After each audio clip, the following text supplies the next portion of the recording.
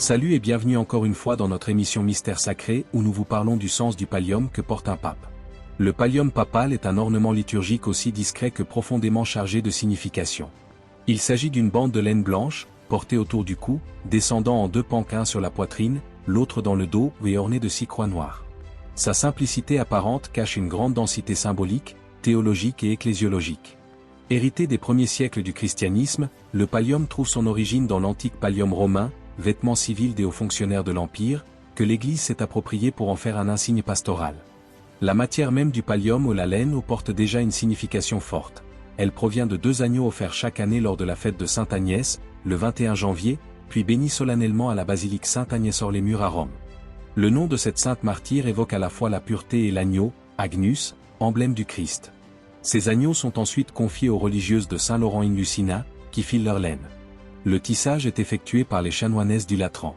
Ce processus liturgique et artisanal souligne l'enracinement du pallium dans la tradition, la prière et le sacrifice.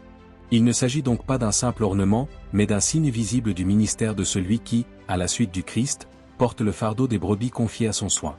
Depuis le IXe siècle, le pallium est conféré non seulement au pape, mais aussi aux archevêques métropolitains, en signe de leur communion avec le siège de Pierre. Le pape seul peut bénir et imposer le pallium, ce qui souligne le lien entre l'unité de l'Église et la primauté du successeur de Pierre. Lorsqu'un nouvel archevêque métropolitain est nommé, il reçoit son pallium le 29 juin, fête des Saints Pierre et Paul.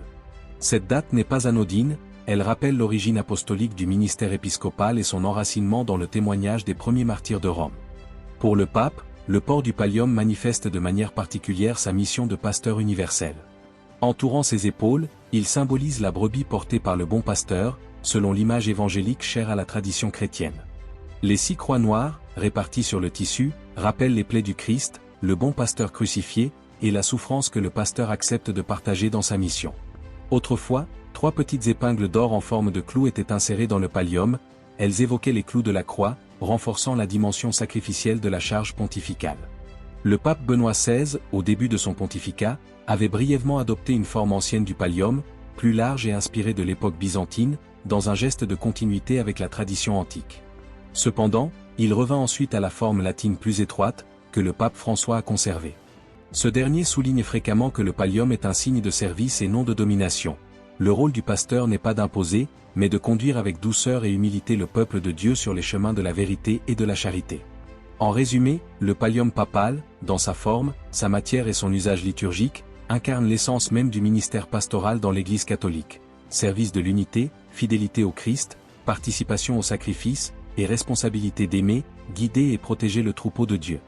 Il est à la fois le symbole de la primauté romaine et de la communion ecclésiale, une humble étoffe de laine devenue l'un des signes les plus puissants de la mission apostolique. Restez blanchez au mystère sacré pour en savoir plus. À la prochaine.